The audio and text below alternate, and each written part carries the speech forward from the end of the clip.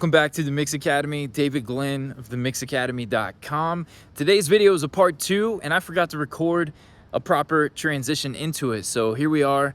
This video, as it starts, is going to be me working in parallel compression for the entire mix. So I'm showing you how I blend, sometimes, parallel compression for an entire mix. I want to give you a quick shout. The links for the free referencing guide, the absolute best technique out there to improve your mixes is referencing. I truly believe that, and I've got a whole guide and a secret video, it's not listed here on YouTube, that you can get, follow along, and I'm going to show you not just clicking back and forth between your references, but how to properly set it up, how to achieve industry loudness quickly so that you can truly compare your mix up against a reference track. I hope you dig that. Check it out, links in the description. And with that, we're rolling into part 2 of the stereo bus, where I'm going to show you my parallel compression, a bunch of automation tips and tricks, and I'll see you there.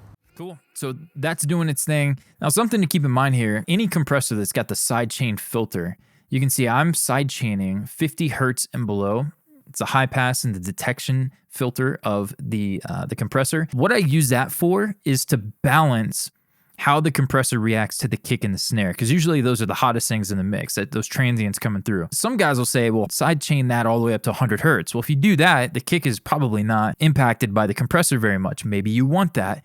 I like to have a little bit of a balance where the compressor is reacting to the groove of the kick and snare. And so I'll use it, but I'll use it to just kind of make it to where it's balanced. Sidechain filter was set to 50 hertz in this case. I have a second instance. This compressor is for gripping down on it a little bit more. So you can see the attack. I went from the 0.30 to 0.10. And so now we've got the attack a little bit faster, a little bit lower ratio, but a lot more compression. So let's check this out. With it.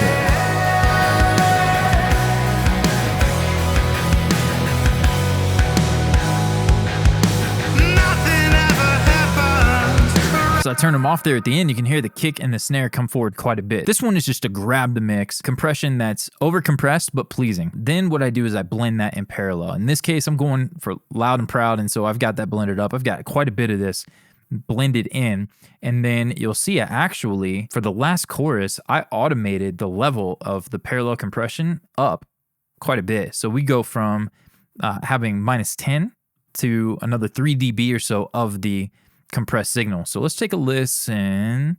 Let's turn this off and mute it.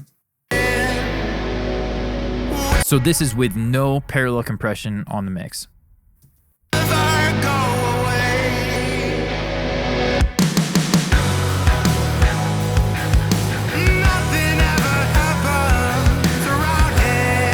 So now I'm going to put it back in, but I'm not going to let it be boosted. So the automation that pulls it up.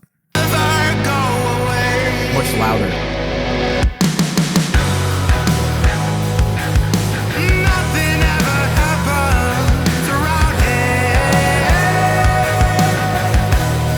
You can see when I pulled the automation read back in and it snapped in, that's a pretty big difference. So one more time, here's without it in.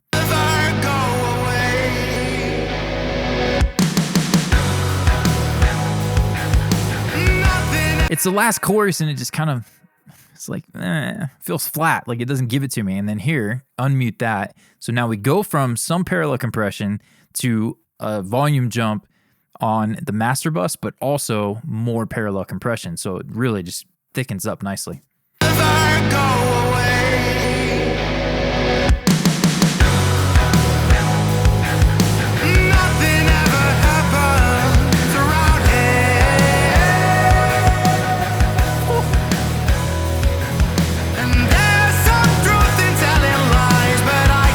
How's that, man? Hopefully you guys dig that. So that's our Mix B parallel compression. And then don't just let it sit there, man. Dial it in, but then maybe lift it at the final chorus or at the chorus. You need some extra oomph from it. So we've done that there. And then now let's take a look. Those feed into the mix bus. And this is where I've got K-clip. We showed that going into my final limiter. And for mastering, I master quite a bit of my own mixes. I try to create a separation between when they sign off on the mix and when I master it.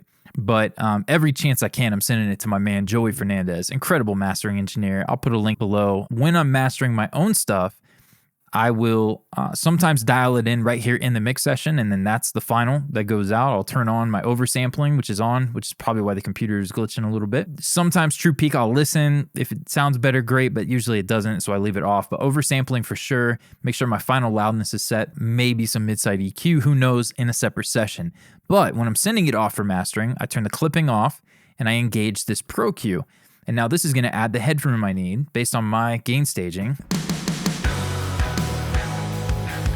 Now I've given the mastering engineer plenty of headroom to work with, and so that's where I'll bounce and send off from there, 32-bit file, and we're moving on. So those 3 plugins explained. I've got my referencing plugin here, Adapter. Shout out to them for hooking me up with the beta for the Apple Silicon version, because I was sweating without having my referencing plugin in the non-Rosetta version of Pro Tools. But here you go. Pull that in. I'll have references. Some sessions, if it's a new genre or a new artist, I may have this whole thing filled. For this case, I had a very specific reference that I was going for. Pull it in that melancholy kaleidoscope. This allows me to match it, level, all kinds of stuff. Again, check out that free guide in the link description below. Ultimate Guide to Referencing. I'm going to talk through my use of Adapter. And then the last thing here is actually usually 2. This is my referencing trick built in to my template here. And it's just a high pass and a high cut, a low pass, just filters. And then I'm going to reference, I'm going to come in, I'm going to listen to my low end, I'm going to listen to the references low end, then make adjustments. And this is just here, it sits at the bottom of my session. When I need it, I pull it in. More on this in the referencing guide. Check that out, because I'm going to show you, I think I even point to a video, my low end mix trick video here on the channel in the guide, where it's going to show you exactly how I use that and what I'm doing. There's one more that's typically here, and that's the match EQ. It would go after my referencing plugin. You hit capture, you capture your reference, make sure your level match. There's all kinds of stuff, tricks to get it right. But then you capture yours, play a high point of your song, and then compare the 2, and you'll see the curve where you can maybe improve your EQ curve to match the reference a little bit better. But really, I use it often more as a tool to reverse engineer what's going on in the reference and then go apply that to my mix. But that's certainly there as well. That's on the mix bus. A couple of utility tools. We got my main outs. It goes to my monitors or outputs 1 and 2, and I'm often using listen to stream to the client. I'll stream this to my man Joey, my mastering engineer that I told you about when we're working through mix tweaks together. You hit log in, create a link, send it to your, you don't want to use 128, but send this off, and they can stream your Pro Tools session live from their browser, their phone, wherever, plug in buds, they got their AirPods in, whatever, and they can listen into your session. So that's a great tool. I use that almost daily. And then finally, we'll have a whole video on this. My monitoring, I've got SonarWorks. I used it for years.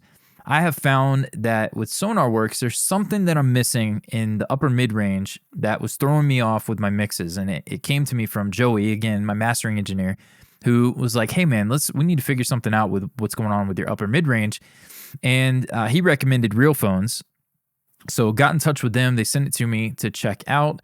And I began using the Sennheiser HD650s. Their correction curve, man, my top end has never been cleaner, more pure. Like whatever curve they have, I trust this with my life, and I've really been enjoying this. Now, here's the thing. Several people in a previous video asked about Real Phones and my preset and all that. There it is. You can see my exact settings. I'm not a fan of what VSX gives in the room emulations. I really like the headphones, and I'll show you in a second. I'm using VSX to trust my bottom end more using the Audi's LCD4 preset. There's some mixes I did recently where my kick, I put bottom end, and in the 650s, I couldn't hear that it was creating a tone, just a weird bottom end tone in my kick drum. I put in the VSX, put it on the Audi's LCD4, and I kid you not, it was night and day what I was getting from the bottom end. So I do use the subwoofer, the boost down here. I dig that. Give me some bottom end in the 650s that don't have any. This is a great preset. I mix 75% with these and then 25% with VSX. I'll pull in AirPod Pros, the new generation. I'll use those. I've got a set of Bose speakers and then my monitors. So I'm rocking, switching back and forth, but 90% probably is Real Phones, not 75. It's probably more than that. But I don't personally care for the room emulation. So you can see my ambience is set off right here. I don't even have it on. I will turn it on and check from time to time. VSX, when I pull that in and I listen with the LCDs, I'll also go and check in a couple of the Archon and a couple of the other rooms, but not a fan of just none of them. I tried Sienna, really like that one. You can see it's in my template. VSX, Real Phones, they all do it, and they do it a little differently. CLAs, Waves, NX, I've done that, and I really like that as well. But the room emulation thing, just not for me. So if you dig that, man, rock it. If you're used to mixing on monitors and you feel like that gives you an accurate representation of what sitting in a studio is like, have at it. But I've mixed on headphones for so long, it just throws me off, and I don't feel like I get the clarity and the detail that mixing on headphones provides. But now with Real Phones, the other thing to mention is you get the angle and the HRTF right here. I increase the angle a little bit from the default. What's the default? 90, it's 60. So I do like a little bit wider image. So I have that tweaked to my taste. I got a little bit of presence boosted, pressure. I read the whole manual and went through it. Maybe I do a dedicated video on it, but those are my settings. And this is kind of like Goodhertz can opener built into VSX, built into SonarWorks. So it's like the three combined, and just my taste. I don't care for the room emulations in any of the plugins. No slam to Real Phones, VSX, or Sienna. But just my preference is to mix without that. And there you go. So there's my settings. SonarWorks, was rocking that for a long time. I'll still pull that in from time to time because I'm so used to hearing it. You can see I haven't even updated it. It's been a while.